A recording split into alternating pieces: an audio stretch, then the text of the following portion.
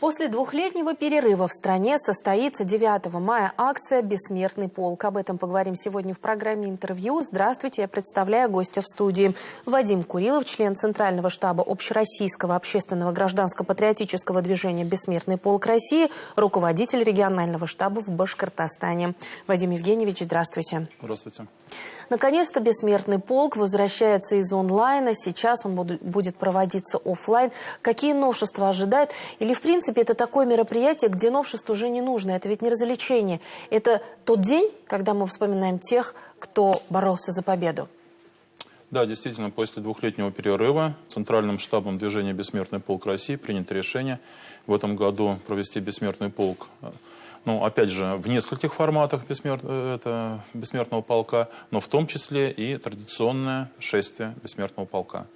Вы правы, что здесь это не театрализованное какое-то представление, это шествие, в котором мы отдаем дань уважения и памяти тем, кто ковал победу и непосредственно в боях принимал участие, ну или труженики тыла.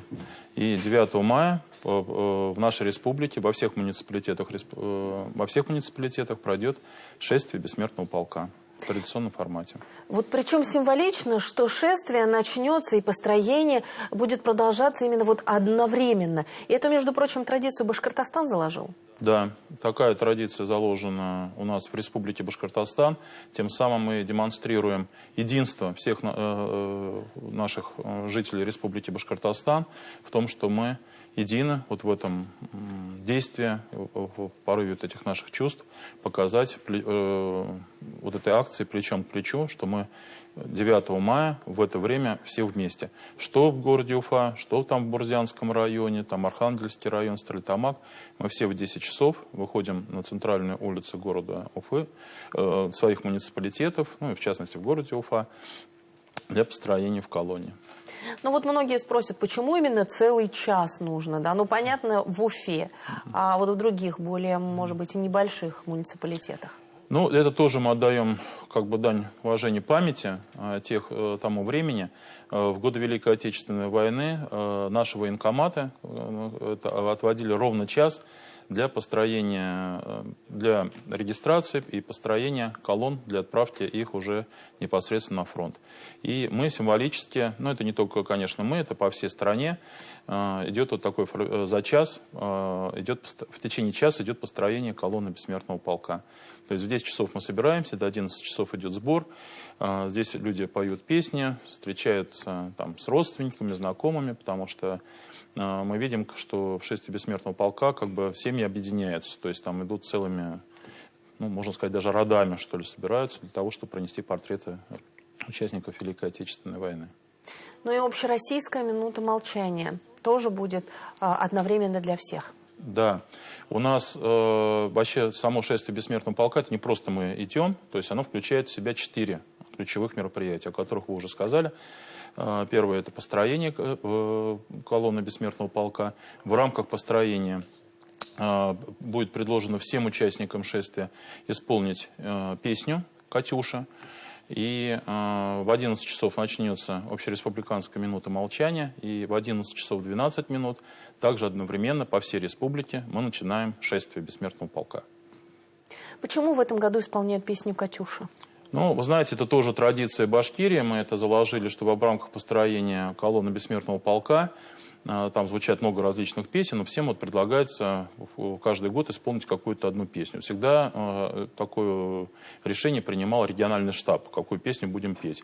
Допустим, в прошлом году мы исполняли песню «Мы армия страны», «Мы армия народа», «Мы армия страны».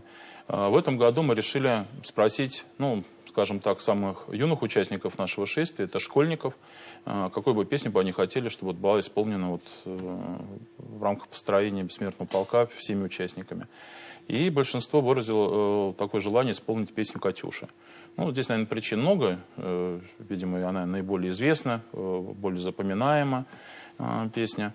И поэтому это было принято такое решение, что вот поддержать инициативу наших ребят. И в этом году мы будем уже перед самым практически началом минуты молчания сначала исполним песню «Катюша» на 2 языках, на русском и на башкирском.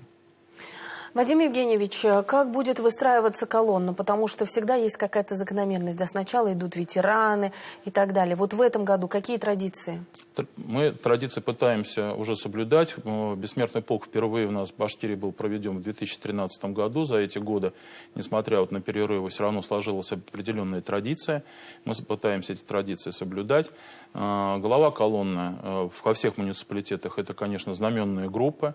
Здесь мы всем рекомендуем. Первое — это знамя Бессмертного полка России будет возглавлять колонну, как организация, которая организует это шествие Бессмертный полк по всей стране.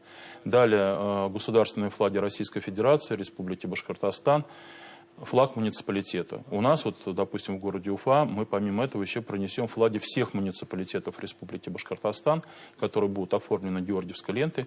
Это тоже имеет символическое значение, тем самым продемонстрирует единство всей республики, потому что Уфа — это столица Башкирии, что республика в этот день, в этот час вся вместе.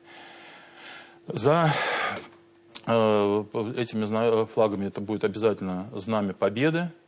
Кстати, у нас в Башкирии находится уникальная копия Знамени Победы. Это знамя, которое тоже в 2013 году принимало участие в параде на Красной площади в Москве. И потом дважды героями Советского Союза, летчиками-космонавтами Владимиром Коваленко и Виктор Горбатко смогли договориться, чтобы это знамя было передано нам сюда, в Башкирию.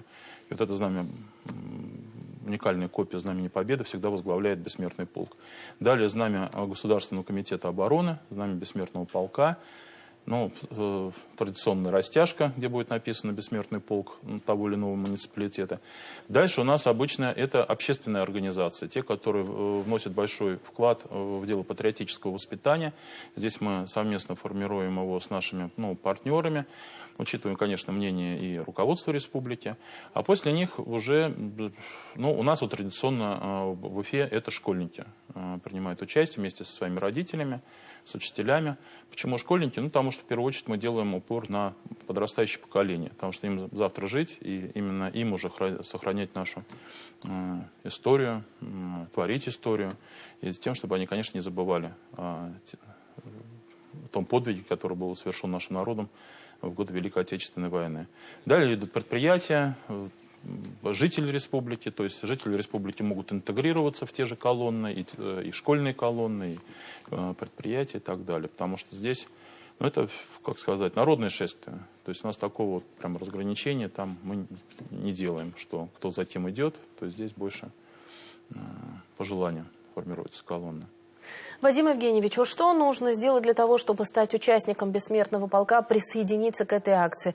Допустим, если нет детей школьников, или предприятия не организуют, каким образом можно? Во-первых, участником акции может стать любой гражданин России, житель республики, то есть независимо от возраста, вероисповедания, от социального какого-то статуса.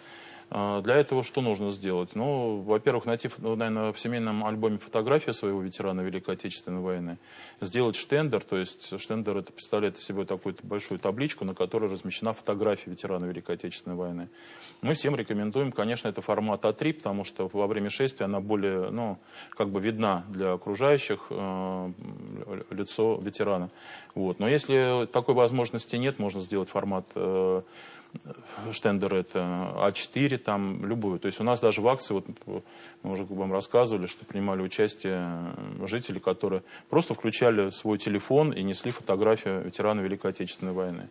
Но здесь очень интересный формат. 3 года назад нам предложила член нашего штаба, это Хабирова Карина Владимировна, что мы действительно обращали внимание, что не все участники могут нести штендер. И она предложила сделать уменьшенную фотографию этого штендера до формата бейджа, его разместить на груди вместе с георгиевской лентой, и тем самым, в общем-то, опять же, стать участником акции и продемонстрировать свое отношение.